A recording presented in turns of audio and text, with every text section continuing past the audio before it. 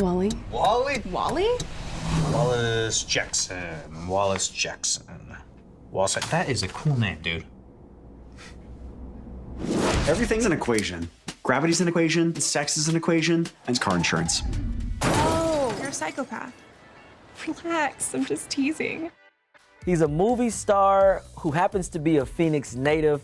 He's taken his career into his own hands, and he's here today to talk about his new movie, Wally Jackson and the Probability of Love in Car Accidents. Ladies and gentlemen, I am talking about Austin James Wolff. Thank you so much for joining me this morning, man. Happy to be here, Daryl. Thanks for having me. When I heard the title, read the title, I was like, okay, I cannot wait to sit down and ask him, how did you guys come up with this title? Yeah, that's a great question. You know, for the longest time, the movie was just titled Wally Jackson.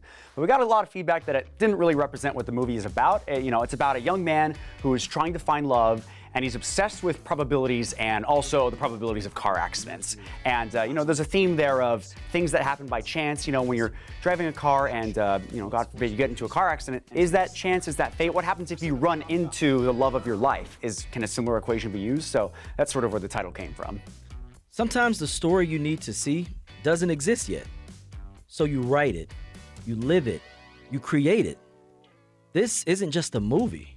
It's a mirror, a voice, a chance to be seen. I'm on the autism spectrum, and I wanted to write a movie about a young man on the spectrum trying to find love. And so I took inspiration from Sylvester Stallone and Rocky, and I wrote the film for myself.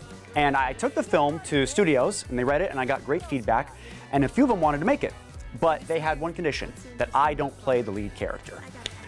So I thought about it, and I said, screw it, we're gonna do it ourselves. So I found a director that believed in it so much, she helped me produce it. I found an awesome crew, and then I poured my life savings into it, and then we made the movie.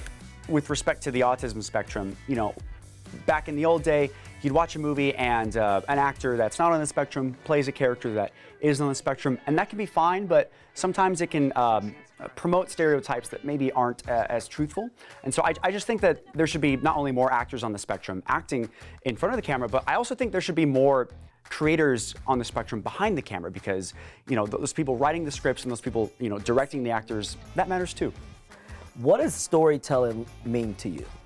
I think as people, as humans, story is the way we understand things. It's the way we learn things.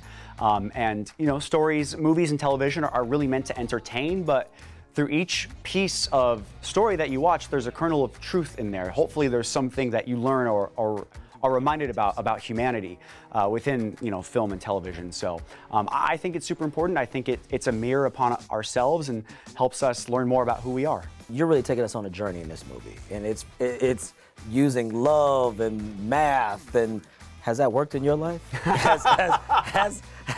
Has Wally been successful in your life? That's a great question. You know, when I was first coming up with the idea for the movie, I was sitting in a class and I was just doodling, and I was like, okay, I was single at the time. I wanted to find love, and I thought, okay, what if I knew that inherently that if you improve yourself, you improve your odds at finding love, because, you know, like most rom-coms, you know, the character can have a wacky plan to get the girl, and then by the end of the movie, he learns that he just needs to improve himself to get the girl. And I thought, okay, what if we had a character that knew that at the beginning? He improves himself near the start of the movie, and then what happens? Does everything just magically work out for him?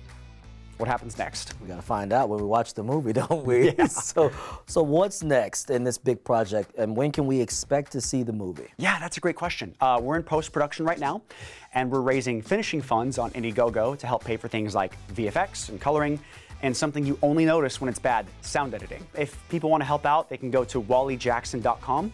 They'll be redirected to our Indiegogo page. We have the trailer there, and if people support us, we'll put their names in the end credits there forever. We always talk about living in our true self, and I feel like you are living in your true self, and you're writing about it, and you're making a movie about it. What would you say to those people who haven't gotten to that point in their life where they can fully live in who they really are? That's a great question. I think, don't be afraid of criticism. It's gonna come anyway, just shrug it off. It's not worth it in the end. You know, I think, you know, at the end of the day, not to be morbid, but one day you're gonna die. And that's all, everyone's final destination right there. Everyone's gonna die someday. And those people that criticized you, they're probably not going to be there at your funeral. Or if they are, they're not gonna remember what you did or didn't do. All of those people that are trying to make you be who you're not, that's not going to matter one day. So just be who you are. I think it's more important for you to make yourself happy than to make others happy. Austin, thank you so much for sitting down with me today. I wish you nothing but success with this movie and all the many other projects that you'll be working on. Ladies and gentlemen, make sure you are on the lookout for Wally Jackson and the probability of love and car accidents.